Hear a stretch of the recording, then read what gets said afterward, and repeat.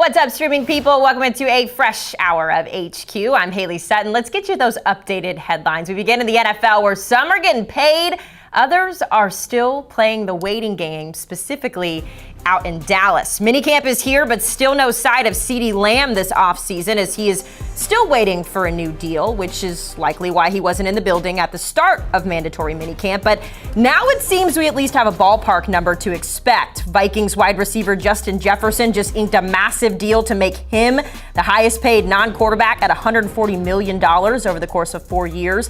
And with CeeDee and Jay Jettas recording similar numbers over the years, it wouldn't be a surprise to see Lamb's contract look similarly. However, his absence at the start this offseason has been noticed, and head coach Mike McCarthy addressed the absences earlier today. CeeDee and all those types of situations, he's in a business situation, everybody's engaged, and I have no qualms or don't lack no confidence as far as our vets being ready. He's been engaged. I can just tell you that he's been engaged. And then that's my word for the day. I said it 6 times, so engaged.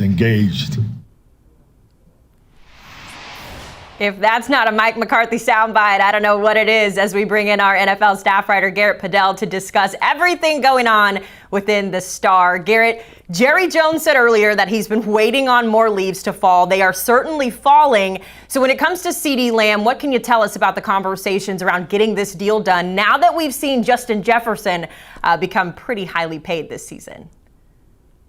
Well, we would anticipate that it would get done in the near future, at least by training camp, you would imagine, because if you remember back a year ago, Trayvon Diggs' contract was a topic of discussion, but they ended up getting that done right before camp. And to your point about the leaves falling, Jerry wanted to see a little bit more action in the market 2 days before the NFL draft when he made those remarks. And now he has it. Justin Jefferson, CeeDee Lamb, same draft class.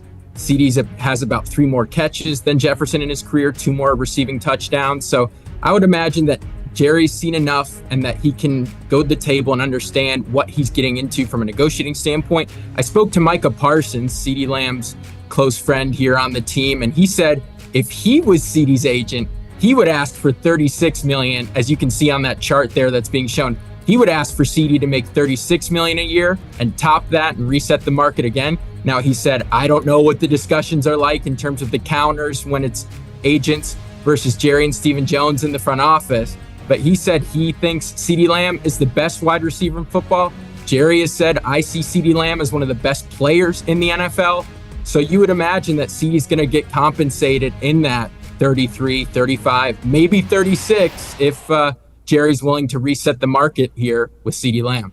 Yeah, he's going to need every bit of it, because right now he's looking at about a $17,000 fine for missing the workout today. That number could climb to $50,000 if he continues to miss out this week. So he is certainly due for a payday. We know he is scheduled to make a little over $17 million on that 5th-year option if they cannot come to a deal in the future. Now, you mentioned Micah Parsons, so if we shift the conversation over to the defense, of course, the Cowboys have picked up his 5th-year option, playing on the defensive edge side of things.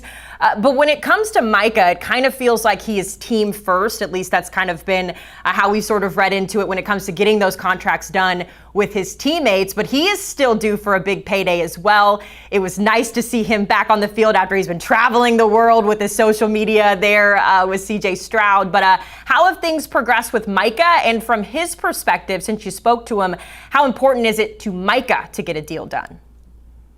Well, yeah, he discussed a wide-ranging amount of topics. He talked about learning from the sumo wrestling he did, some different squat and weightlifting and stretching techniques he can learn there. And he spoke about how there was a lot made in terms of mini camp and him not being there. But he said he really gets most of his work, honestly, in training camp, given his experience in the league, and then actually being able to play in full contact when he's out in practice. And in terms of his deal, he understands his pecking order in the situation. He's completed his 3rd season, which makes him extension eligible, but he understands that Dak needs to get done, CeeDee needs to get done, and he's certainly got an eye toward the Dallas Cowboys cap room in the next couple of seasons, as after they left 8 guys leave their roster in free agency this offseason, which was tied for the 3rd most for the Cowboys in terms of players lost in a single offseason. But he's content with where he's at for now. He's willing to wait.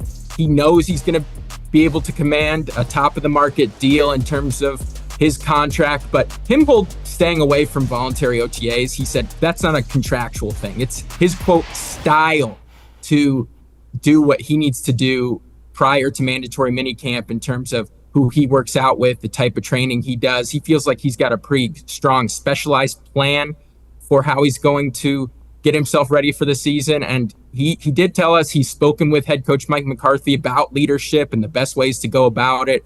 And they're on the same page in terms of how he can contribute as a leader. And he said, even though some have questioned, well, why aren't you spending time with your young teammates? He said, well, look, have you watched the movie Remember the Titans? Have you seen what a football training camp looks like? He said, we've got a long time in training camp for him to do all of those things. And a team PR spokesman told me today that the Cowboys will be out in Oxnard. They'll leave the 22nd, gets all set up on the 23rd. They'll be there through August 22nd. So for about a month, Micah feels like he can get done what he needs to get done, both from a technique and learning the scheme and bonding with teammates. Listen, I have worked in that building before. I know how Micah Parsons is. When he says he's going to get something done, he will do it on his time. Garrett Podell joining us live from the Star to break down all of the headlines coming from the Dallas Cowboys. We know there are always so many. Jerry Jones with the biggest headline of the offseason, saying at the beginning he was going to, quote, go all in. That's still up to interpretation. However, the numbers speak differently. If you take a look at the most wins in a 3-year span without a conference championship appearance, that, of course, would be the Dallas Cowboys at the top of that list. Dating back to the 21 season, they have earned 36 wins without anything to really show for it. Remember, the Cowboys won the division last year before being embarrassed by the Packers in the opening round.